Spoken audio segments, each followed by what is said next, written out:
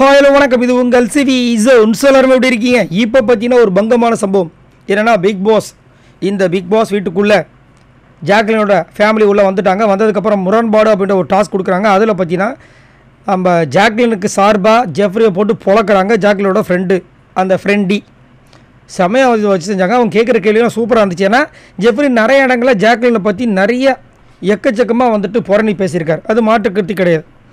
ஆனால் அந்த கோவா கேங்கில் இருக்கும்போது இனிச்சுது, இப்போ கசக்குதா அப்படின்னு எல்லாருமே வந்து கலாய்க்கிற அளவுக்கு தான் போயிட்டுருக்கு. ஸோ எங்களுக்கு வந்து ஜாக்லினை பற்றி தெரியும், உங்களுக்கு தெரிய வேண்டிய அவசியமும் இல்லை. அதே மாதிரி அவன் உண்மையிலேயே உங்ககிட்ட தம்பியாக தான் பழகினா, நீங்கள் அந்த மாதிரி நடக்கலன்னு சொல்லிட்டு வச்சு செஞ்சாங்க. அதுக்கப்புறம் வந்து முத்துக்குமரனோட, அதாவது ஒருத்தரோட கேமை பற்றி சொல்லுங்கள் அப்படின்போது ஜாக்லினோட லவர் வந்து ஒரு விஷயத்தை ஷேர் பண்ணார். பயங்கரமாக இருந்துச்சு. என்னென்னா எல்லாருமே வந்துட்டு அவங்க கேமை விளாட்றீங்க, இந்த உள்ளே இருக்கிற கண்டஸ்டன்ஸ் கூட விளாட்றீங்க.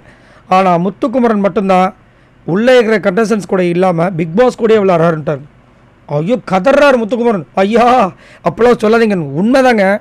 நீங்கள் ஒருத்தர் தான் இங்கே இருக்கிற எல்லாரை விட பிக் பாஸ் கூட ஸ்ட்ரெயிட்டாக விளாட்ற ஒரே ஆள் நீங்கள் மட்டும்தான் அப்படின்னு சொல்லிட்டு பயங்கரமாக சொல்லும்போது எல்லாருக்குமே ஒரு மாதிரி இதுவாகி போச்சு. அதுக்கப்புறம் பார்த்தீங்கன்னா ஜாக்லினோட ஃப்ரெண்டு, அவங்க கேர்ள் ஃப்ரெண்ட் என்ன சொன்னாங்கன்னா, உங்களுக்கு உண்மையிலே நான் ஒரு பெரிய ஒரு நன்றியை சொல்லி ஆகணும். ஏன் அப்படின்னா, அந்த ரெட் கார்பெட் அது கொடுக்கும்போது அவள் ரொம்ப உடஞ்சி போய் உட்காந்துட்டு இருந்தா. அவகிட்ட நீங்கள் பேசுனீங்க போல, அந்த பேச்சு அது வேற மாதிரி இருந்துச்சு. நான் பக்கத்தில் இருந்தால் என்ன பண்ணணும், அதை தான் நீங்கள் பண்ணீங்க, எனக்கு ரொம்ப ரொம்ப நன்றி சொல்லணும்னு சொல்லிட்டு அந்த விஷயத்த சொல்லும்போது ஜாக்லினோட லவர் நான் சொல்கிறாருன்னா, இல்லை தீபக்கும் தான் சொன்னார் அப்படின்னும் போது, இல்லை தீபக் சொன்னார், ஆனால் பெரிய லெவலில் சொல்லலை, முத்துக்குமாரன் தான் சொன்னான்னு சொல்லிட்டு அந்த விஷயத்தை அங்கே பதிவு பண்ணி அங்கே வந்துட்டு சப்போர்ட் பண்ண விஷயங்கள் ரொம்ப அழகாக இருந்துச்சு. அது மட்டும் இல்லாமல் நிறைய பேரோட கேமையும் சொன்னாங்க. பவித்ரா கேம் சூப்பராக இருக்குது, உண்மையிலே டாஸ் பீஸ்ட் மாதிரி இருக்காங்க. அதுக்கப்புறம் சௌந்தர்யா பற்றி ஒரு ஷாக்கிங்கான இன்ஃபர்மேஷன் சொன்னாங்க. ராணுவ பற்றி ஒன்று சொன்னாங்க, செம்மையாக இருந்துச்சு. விஷால் வந்து ஒன்லி ஃபார் சமையல்காரன். அதேமாதிரி டான்ஸில் வந்து வெறும் 4 ஸ்டெப் வச்சுட்டு ஏமாற்றிட்டு இருக்காரு. பின்னாடி பேசாமல் முன்னாடி பேசாமல் நல்லாயிருக்குன்னு போட்டு கலாச்சி விட்டாங்க. பாவம், அவருக்கு செம்ம அடி.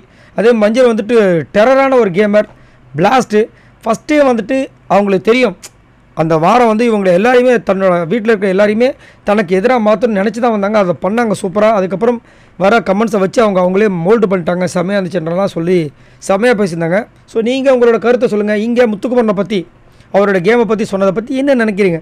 அவர் வந்து இங்கே இருக்கிற ஆட்கள் கூட விளையாடாமல் ஸ்ட்ரெயிட்டாக பிக் பாஸ் கூட விளையாடுறான்னு சொல்கிறாங்களே, அதை பற்றி என்ன நினைக்கிற மாதிரி கமெண்ட்ஸ் பாருங்கள். பாய் நண்பர்களே.